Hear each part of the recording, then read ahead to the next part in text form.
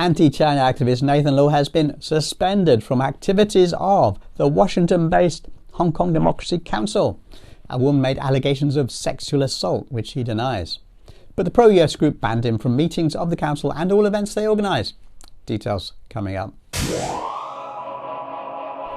But here's the bigger story, the context. A number of new harassment scandals have broken out among the high-profile members of the anti-China lobby. Now, the growing list of examples of problematic behaviour by men has people worried on all sides. A swathe of new incidents come from a report entitled "The Human Rights World Has a Sexual Harassment Problem." Yeah, the title refers to the human rights world, but the details make it clear that the problem is in the anti-China industry. Because of that, it's likely that there will be probably zero coverage in the mainstream media. So do consider sharing this video. Now, the new case has come from a report by journalist Hayley Bird-Wilt and appears on the website of Notus. That's a publication from the non-profit All Britain Journalism Institute, based in Washington, D.C. Now, in this video, I'm going to briefly go through some examples from that report and some from other sources. Number one, Dolken Issa, aging president of the World Uyghur Congress, made numerous inappropriate approaches to student Esma Gun, including saying that he would kiss her and never let her go. Now, Issa was 53 years old at the time. A student was just 22, so less than half his age. Now, the World Uyghur Congress, despite its name, has nothing to do with the Chinese Uyghurs of Xinjiang. The Congress is an anti-China lobbying group based in the West that receives funding from the National Endowment for Democracy, or NED, which was set up to take over the CIA's overseas regime change operations. Now, that young student resigned from the World Uyghur Congress without telling anyone of their leader's attempts to get her alone. Notus said that two other women claimed in separate interviews that Issa had also made unprofessional sexual advances to them as well. Meanwhile, NED financing continues. The CIA's noble work to poison the world against the Chinese must go on, right? Number two, in July 2022, a woman named Chung Ching-kwong complained on Twitter. Can we get some Me Too in the human rights community? Recent example, one very high-profile award-winning activist, former athlete, has been touring conferences, preying upon young women. Although she didn't name the man, it was obvious that she was talking about former NBA player Enes Kanter Freedom. He changed his last name to Freedom. He was later named by several people in the discussion. Now, he was initially known for his rather crude anti-China tirades, but became later known for his approaches to women at human rights events he attended. Now, here's the interesting bit. When approached by Notus, he blamed China. When you fight against dictatorships, they are gonna do whatever they can to ruin your reputation, he said. So the women's complaints are the fault of the Chinese government? But Ms. Ching is not from the Chinese government. In fact, one could say that the opposite is true. She works for the Inter-Parliamentary Alliance on China. Despite being on the UK, it's financed by three US-connected groups.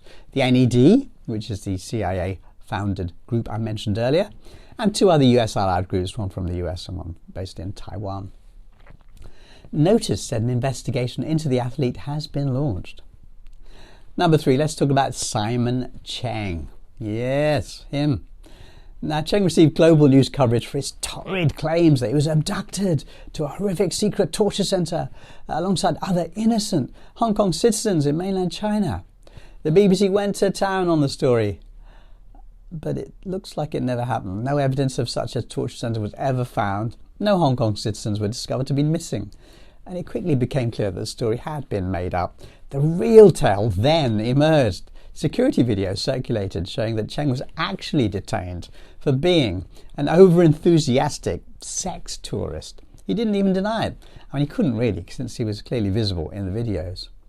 Now, Chang came across as a very unsavoury character and soon parted company with his British employers in Hong Kong, not to mention several friends. But now he lives in the UK, where he continues his anti-China activities. Number four, see this guy? This is Nuri Turkel. And I'm horrified to share a first name with this horrible man. He's one of the most high-profile of all Western Uyghur activists in the anti-China lobby and has a terrible reputation for treatment of women. Julie Millsap, who worked with him at a group called UHRP, expressed dismay about the stories she's heard about the way he preys on women. Well, she should know she used to be his partner. What is UHRP? It stands for Uyghur Human Rights Project. And guess what? It's not from the Uyghur community in China. Nope. Uyghur Human Rights Project was founded in 2004 with a grant from the National Endowment for Democracy. Yes, the NED, the exact same CIA spin-off that we mentioned earlier. Are you starting to see a pattern here? Here's an exercise you can do at home. Do a search on Western media websites for stories about Uyghur campaign groups, and then look for references to them being funded by the United States, by the NED. In example after example, you'll find that the all-important information has been accidentally omitted. How very unfortunate. Number 5. In January of 2021, a very high-profile protester named Hong Kong Hermit was hit by shocking accusations that he regularly expressed inappropriate interest in young girls. The claims did not come from his enemies or critics, but from his friends. One of his friends, a father, said that Hermit openly made eyebrow-raising comments about children. A number of people contacted me about this man's behaviour. Now, further investigation revealed that he had been working in Hong Kong as a teacher, which was a worry, as you can imagine. Now, there's no evidence that Hermit actually molested anyone because no investigation was done, although statutory legal declarations about what happened were made. Hermit left the city and moved to the UK before any legal proceedings actually got underway. Number 6. See this guy? Reports say Brian Kern got a job at a school in Norway in 1998. Let's do the math. At that time, he would have been in his 30s, and his partner-to-be, Chang, would have been in her mid-teens. Mid-teens? They became a couple. There's no evidence of illegal activity, but it's a fact that, teacher-teenager relationships, especially where one is twice the age of the other, will be considered problematic in many places, or most places. But never mind, it's not his relationship with his future wife I want to mention, it's his relationship with the truth.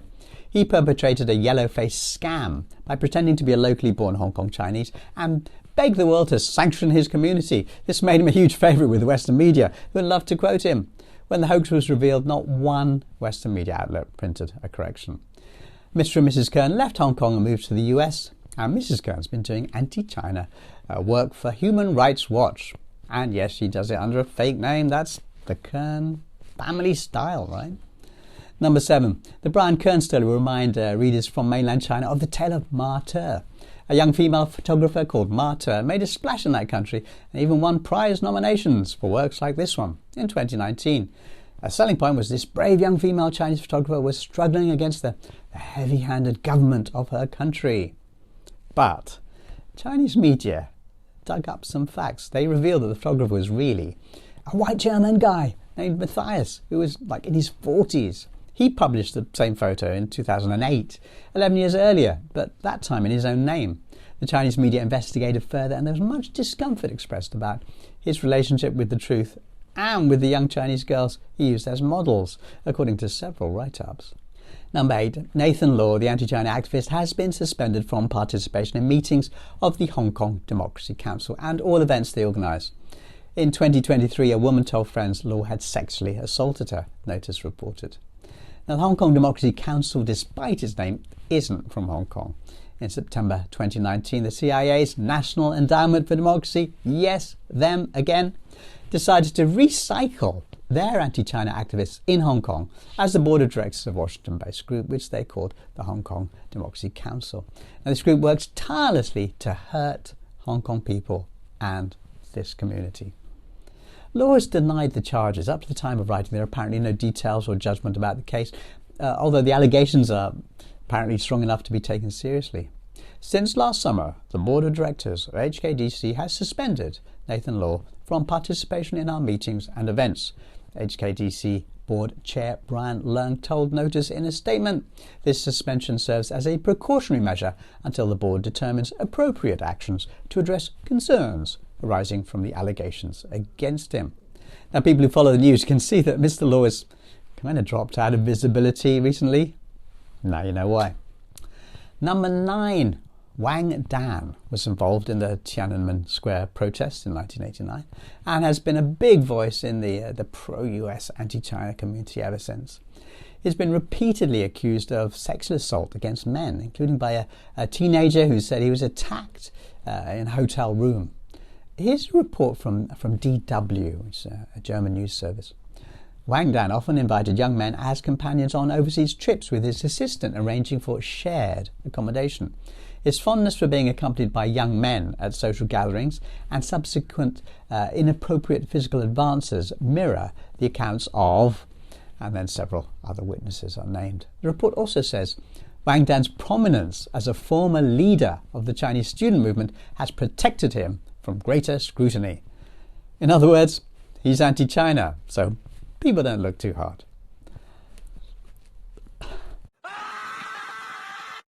Let's give the last word to Hayley Bird Wiltz, the journalist who wrote the Notus report. She said there were many women who had been badly treated by men in the human rights sector and who were too scared to speak out. Why? People who allege misconduct can also face a very different kind of accusation from their colleagues, that they may be spies or influence agents for the Chinese government attempting to destroy a righteous cause, she wrote. So, as usual, the Chinese government has no role in any of this, but it gets the blame anyway. That's the Western way. You know, the root of the problem is this. The human rights industry has become the anti-China industry.